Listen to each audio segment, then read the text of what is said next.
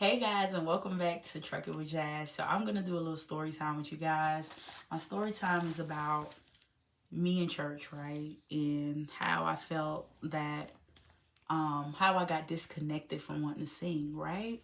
So I've been on this discovery of trying to figure out like why I've been so shy, so nervous about singing, guys. And I know I have a beautiful voice, and I basically will say you are when you are um, going to church every Sunday and you dress very womanly and you look appeasing to the eye of what church want you to look like, there's no problems. The moment you transform and step out of that box and do something different, oh, you have hell to pay. So I had a situation where my pastor of my church, at the time, it was in Miami-Dade. I was going to church. I grew up going to this church. This church was passed down to the pastor who spoke to me about this situation. Long story short, I was dating this woman and she had kids.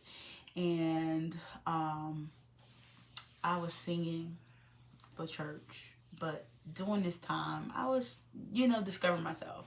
I always played sports growing up. I played basketball, softball, volleyball. I was in a marching band for Booker T. Washington. And long story short, I would come to church and I would have my dresses, and of course I look like this, okay? But some days I don't look like this. Some days I put a fitted on in the back, and it is what it is, right? And I, go back and forth from my feminine and masculine sides of me. It's in me. I feel it in me. It is. I'm not gonna pretend for nobody. I would dress masculine, throw in a purse, and be like, "Girl, is you confused?" I'm not confused. It's just what I feel. With it being said, I was singing. This pastor came over to my house at this particular time. I was just there, spoke to me, told me, "Hey, you need to step down. You can sing from the pool, from the pew." And I started sitting in the back of the church, and the church was trying to figure out like what the heck going on. Jasmine, get up and sing, and you being disobedient. And I'm like, I'm not being disobedient. Like, y'all don't understand what I done went through, and I could have used that as a testimonial situation to sit there and like air him, but I didn't. And I just kept getting the brute force from people just like, you have a beautiful voice, and you're just being disobedient. And I'm like, I'm not even being disobedient. It's more of, like this pastor that came down, not with his wife, by himself, and told me something that maybe it was from him, maybe it was from God. I don't know. I don't feel like it was from God really. And I know it was a lady, a pastor, that we was renting her church, and they would have church in the morning, then we'll come and have church, and she would stay for our praise and worship. And this particular time, she had already been making her faces and stuff, and you hear the whispers around church, so it had got to the point where you hearing the whispers, of what the concern was, and I shouldn't be up here. Needless to say, um, it was crazy to me because here I am, being pointed out for being my lesbian self. It would have been okay if I would have been with a man, right, and sleeping with him knowing I wanted to be with women. People would accept that, but they won't accept me just being me, right? Because it's my cross to bear. You ain't carrying my cross. You ain't getting whipped for me, are you? Um, so let's fast forward from that. I was saying I'm young at this time. I'm like 18. I'm 19. Oh, you guys may say I know better. I do. I knew better not to play with no man and be with a person that I knew I didn't want to be with, and force myself to deal with the things and the trauma that I would have put on myself for trying to please other people. Okay, so fast forward from that, I'm sitting here saying to myself, you know, the script up there, but she okay. The woman that didn't have a child out of wedlock, she okay. She could be up there singing, right? This one just came from clubbing, got the club clothes on, belly ring showing up in the church, but that's okay. But my gayness really bothered them. Not that I sat there and went in church with the fitted to the back, which I didn't. But yeah, I like wearing my little polo shirts, that I guess that was too masculine for them. at the end of the day, that was what I experienced. And I just, for a long time, I didn't think it would just, I didn't know how it affected me actually. I'm in my relationship and I still was like auditioning for like American, I had already auditioned when I was in high school for American Idol, which was, I think it was the same year Fantasia audition. She wound up making it. Thank goodness, right? She made it. Um, and then I auditioned for America's Got Talent. And then recently I had auditioned, well, not recently, because it's been 6 years I've been with my wife, guys. So like the beginning of our relationship, I think maybe year two, I auditioned again for American Idol. And I was so terrified. It was at the James L. Knight Center. And I knew I was going to kill at Adele. And I sung it, guys. And I was thrown off because the time when I auditioned, back in the day, the first time with American Idol, like they had it separated. So I didn't hear nobody next to me to distract me. So I had been singing all this time by myself and I had never sung with distraction. So what happened? I get up there and this guy over here doing some fad do type stuff. And it threw me off because, you got to really, when you singing Adele and you singing ballads, like you really have to transform and get into like what you trying to sell. If it's pain you selling, like you need to sell it. So yeah, I had messed that up. Like I had, I could sing her, but I just really, yeah.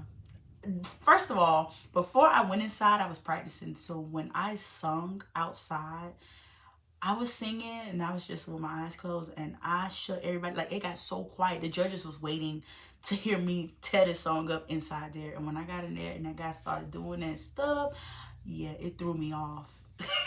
Cause we was in the same room and it was just like, like a table here, a table there. Yeah, so he was like this close and it just really threw me off. He was doing some kind of like rap type stuff.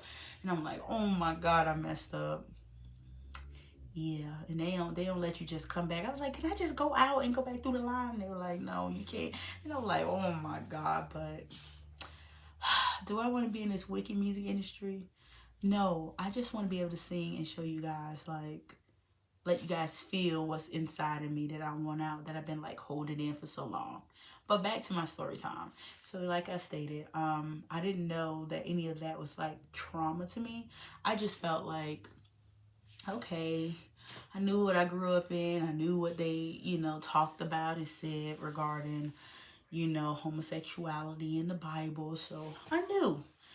But I just didn't feel like, I'm not saying people have to be accepting. I just don't, like, God is love. So I'm expecting for people to just be, like, you don't got to tell me what I'm already doing because I'm not telling you what you're doing.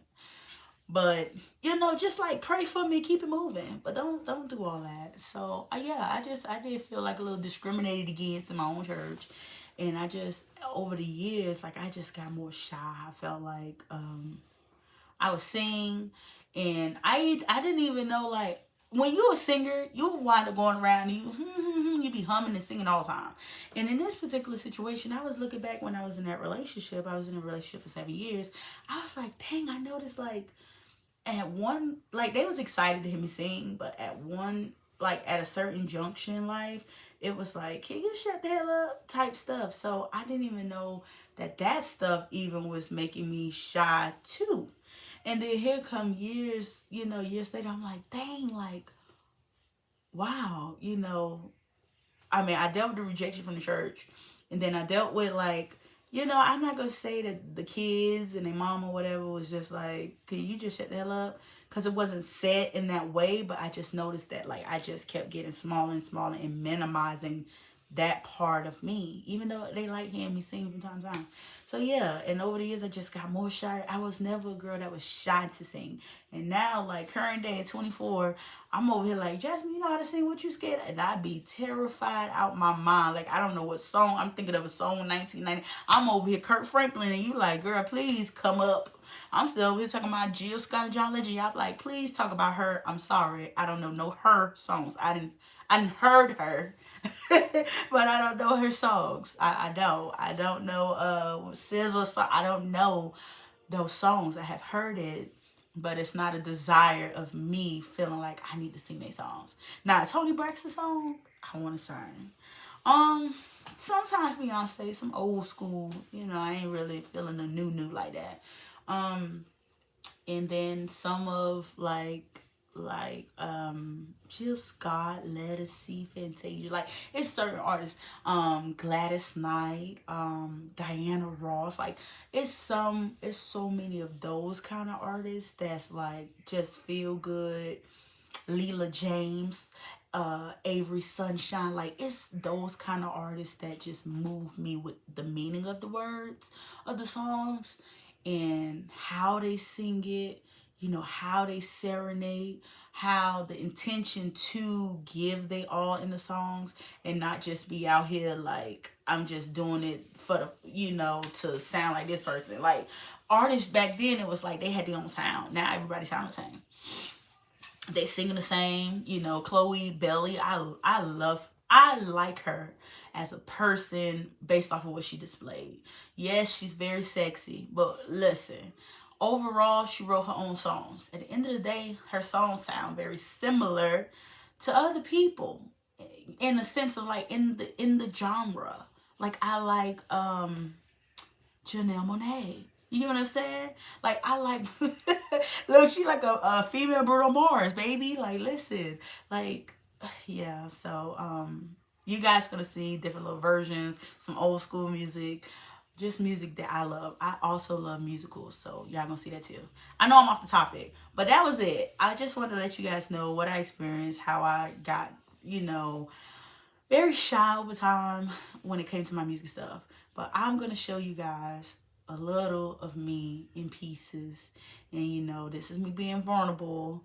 You may hear some cracked notes. I used to be very perfectionist, like, a perfectionist when it came to music. And right now, I'm just willing to show you guys the imperfections leading up to the greatness that I'm going to become. All right? So thank you again for watching these videos. I really appreciate it. I had a great day today sitting here, putting out this many videos for you guys.